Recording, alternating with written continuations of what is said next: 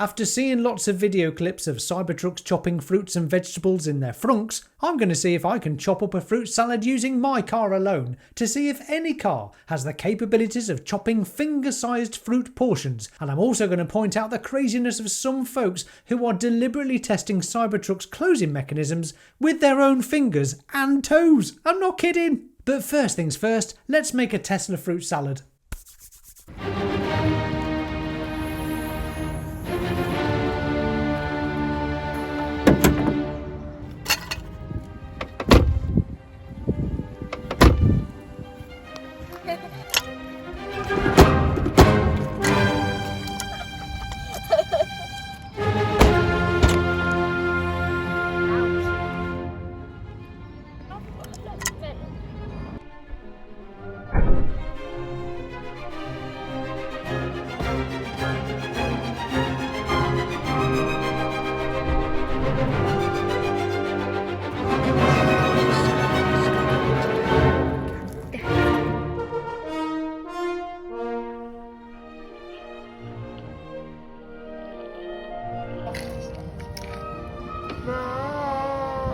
Uh-oh.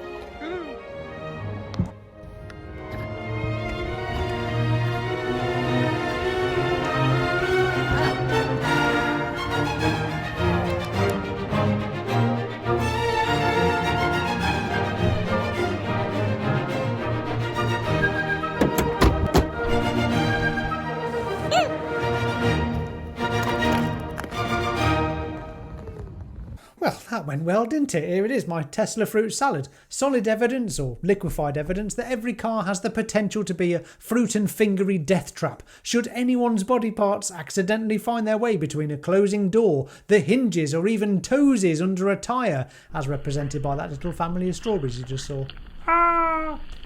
As a public service announcement, I'd like to warn every Tesla owner, and indeed every car owner, that any hinged part of a vehicle holds the opportunity of finger dismemberment. I know that's shockingly hard to believe in this crazy world of actions really do have consequences, but some people seem blissfully unaware that sticking your finger in between a closing Cybertruck frunk might have serious consequences. This is Jeremy Judkins. Credit to him for this next clip. With just a software update, the Tesla Cybertruck frunk is way safer. We witnessed it destroy a ton of vegetables, and then post-update did nothing. But it did cut off the tip of a carrot. So people are concerned, if you put the tip of your finger in a Cybertruck frunk, is this going to come off as well? Well, we're going to try it. Let's try something a little bit bigger first, like my arm. Very easy. It put a little bit of pressure. Nothing too bad. How about my hand? That's getting a little bit scarier. It put some pressure. There's a line on it. Nothing too bad. Everybody's been waiting for this, the finger. Without further ado,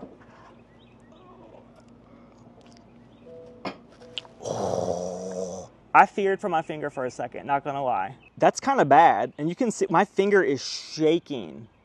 It kind of locked down on it, and I was a little bit freaked out because I didn't know how to open it up. I was kind of trapped. Luckily, it detected resistance for a little bit and opened. Not content with almost losing a finger, Jeremy goes on to try it with his toes. I'm nervous because it hurt my finger so bad. Okay, let's do it. 3, 2, 1. It latched. That could have been bad. I'm not sure how long it will be before Jeremy finds himself featured as a prize winner for the Darwin Awards, but perhaps this could be a fine lesson to any children, or full-sized adults for that matter, that might be watching this and don't already know that deliberately experimenting with your own non-replenishing digits is a f***ing stupid idea. I mean, why not stick your fingers in this revolving door? Chances are it has an anti-pinch mechanism. Fancy testing it? What could possibly go wrong? To give Jeremy some credit, perhaps he's the brave foot soldier who dared place his fingers where no other sane person dare stick them. Or perhaps it's worth the risk of losing a finger for the inevitable lawsuit that might have followed. Or perhaps it was worth it, as now Jeremy has received massive notoriety for his brave actions. Let me know what you think in the comments below, and chuck us a thumbs up as well. It really helps the algorithms show this video to more people. Thanks very much. But of course the positive outcome here is that this video led Tesla to making some changes. As previously shown by others, the Tesla Cybertruck powered frunk needed a little better sensing on the enclosure. Tesla launched a software update and it fixed the problem, for the most part at least. We'll get to that in a minute.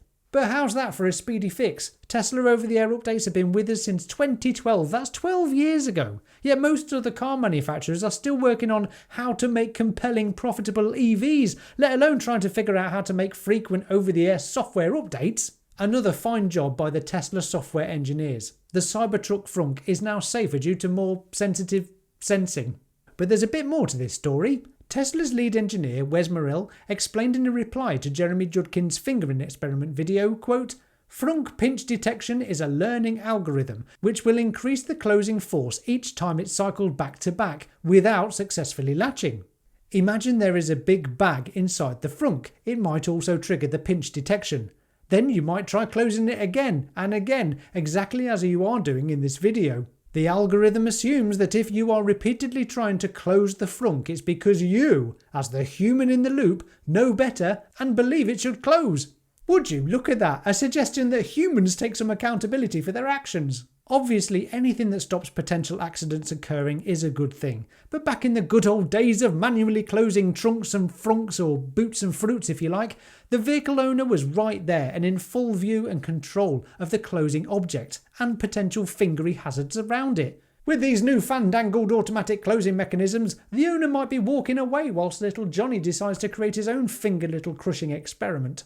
So of course, accidents do happen. 50,000 children crush their fingers each year in the UK alone, with the top 3 risks coming from self-shutting fire safety doors, car doors and hinges. Whilst I agree that every automatic closing mechanism in the world should mitigate risk for human limbs, after all the technology exists for it to be in place, why not? I also believe that humans need to take just a hint of responsibility for their actions, and that it's parents' responsibility to teach their children not to stick their fingers between doors, or don't go near that cliff edge, or don't play on the railway line. Don't deliberately stick your fingers between closing objects. You know, just common sense stuff that seems to be slipping some people by.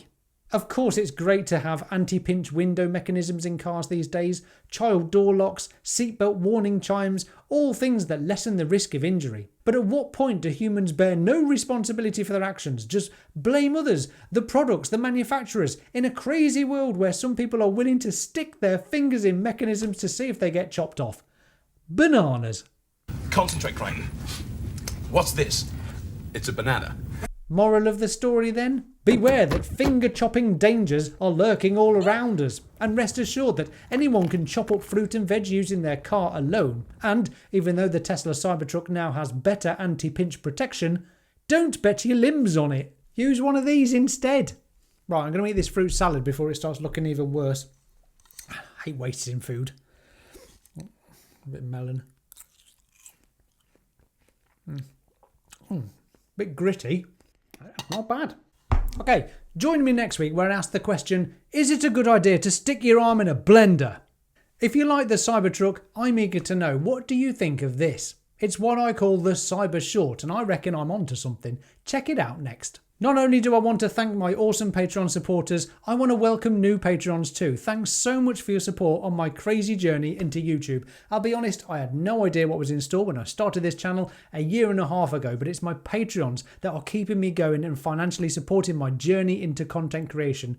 You can join them too for Q&As, meetups and more over at patreon.com/Tesla Jigsaw. See you there. I'm Will, this is the Tesla Jigsaw. Thanks so much for watching. Bye for now.